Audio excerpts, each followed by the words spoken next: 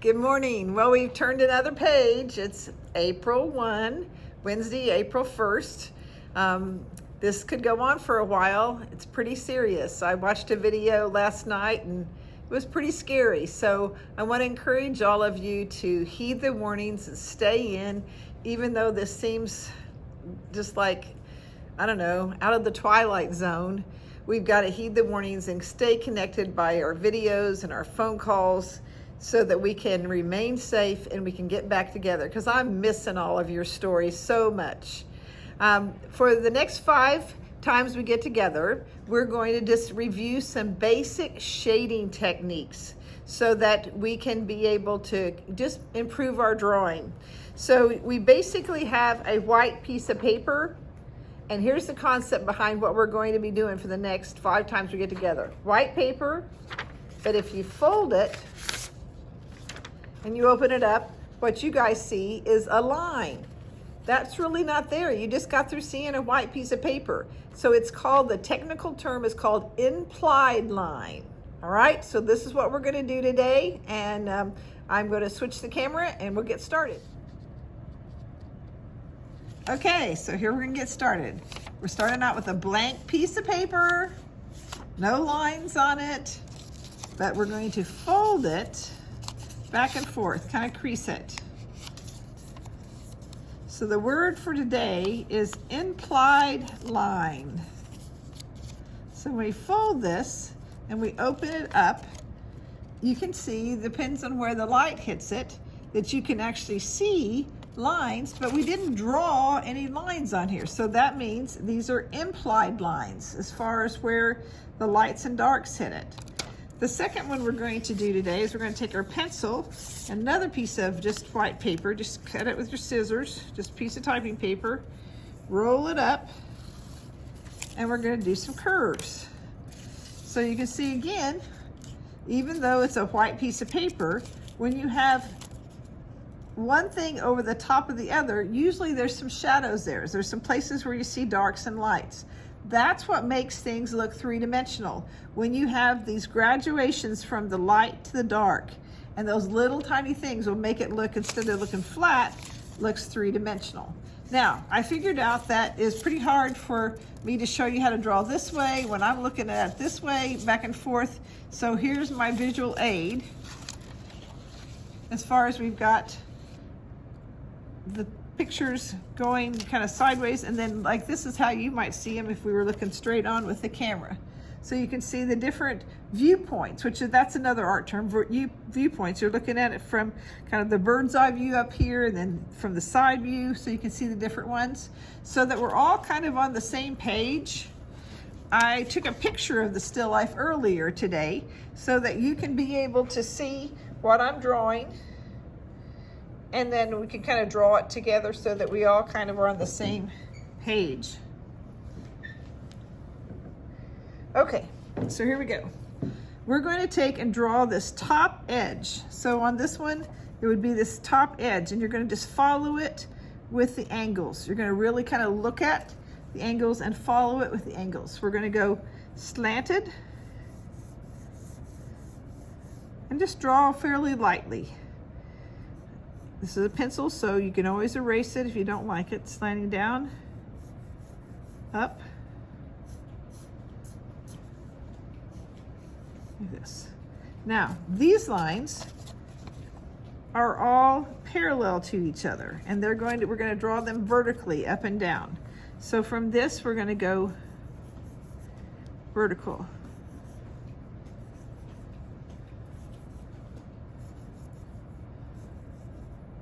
Okay, now from the top to the bottom, those are all basically the same because we started out with a strip. So we're going to go with this line, we're going to mimic it and go straight down. So this line and this line are going to be parallel. Okay, this line and that one, same angle.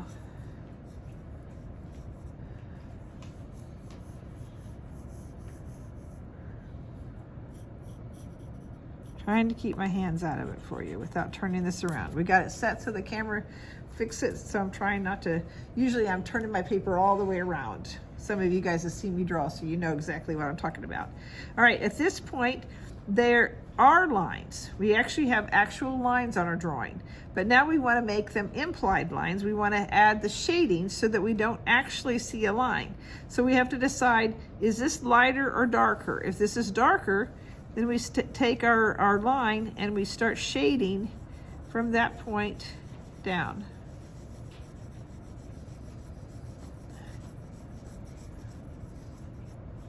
So we have a clean line on that side.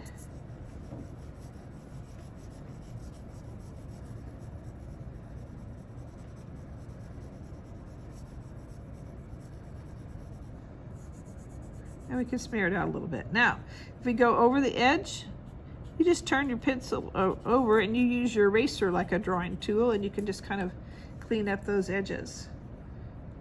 Now we're going to go from this one, because this is darker than the other side. And we're going to do the same thing.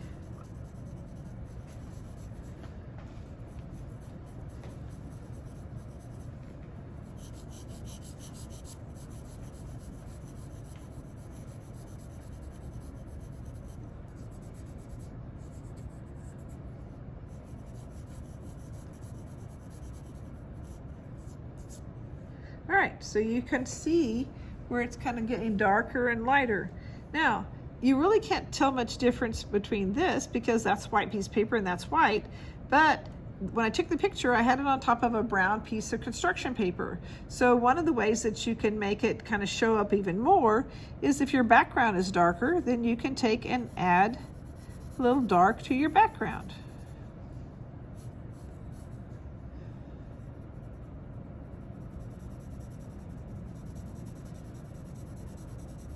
And then that makes the white show up even more.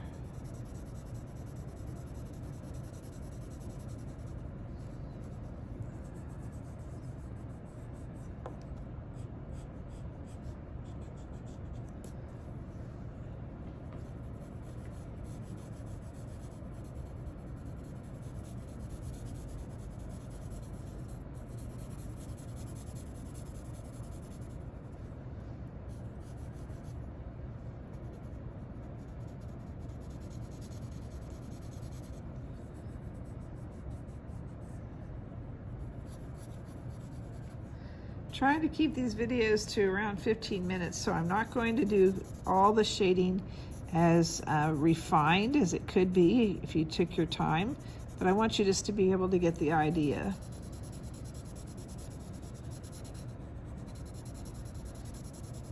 So the shadows at the bottom will usually be a darker dark than the ones at the top because we want to ground this.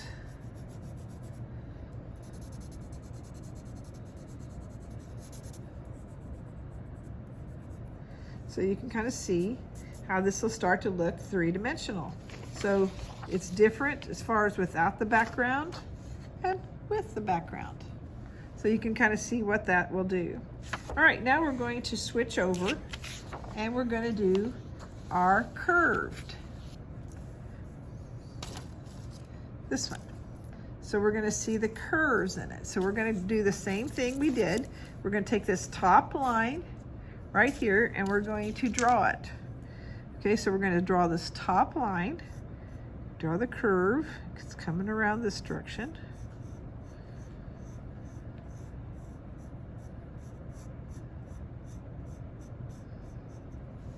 And we're going to go straight down, vertical lines from each of the edges.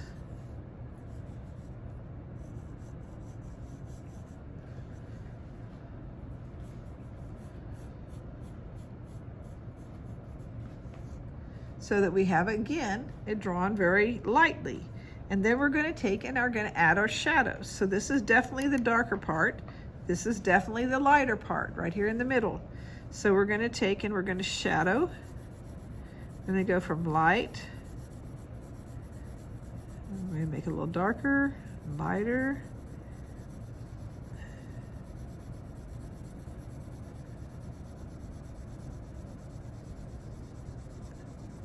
Darker, and it's really darker at the bottom.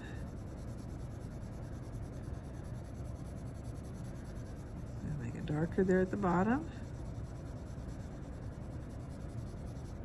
I can even try to make some of my lines go the other direction to kind of indicate that curve.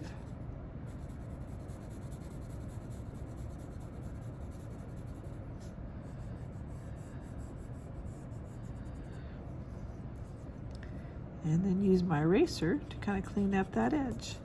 Don't really need to clean up the bottom edge because when I make it darker, it's just going to add all of that stuff that we went over. Will just kind of be part of the shadow.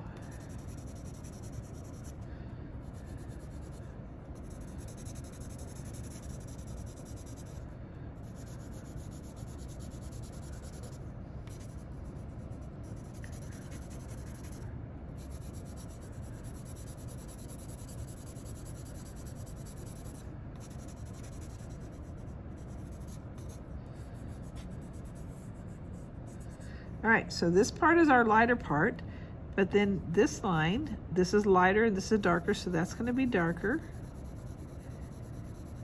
And when you do it, you have to say to yourself, now, is that part lighter or darker? When you look on this one, you can see that that's darker, so we're going to add a little bit more shadowing on this side to make that one look like it's in front of the other.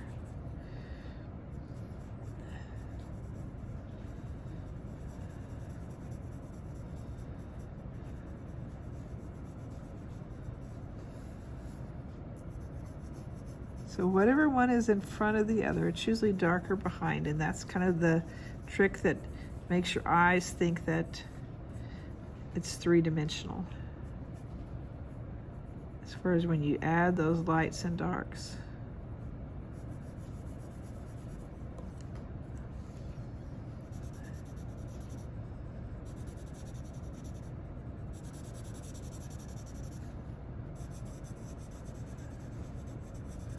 Top part's really light, so the only way we're going to see it is if we put some background color behind it.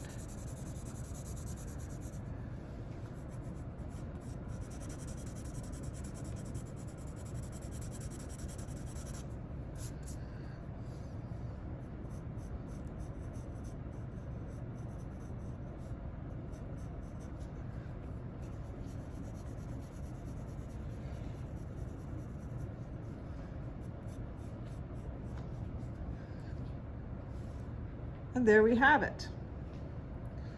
All of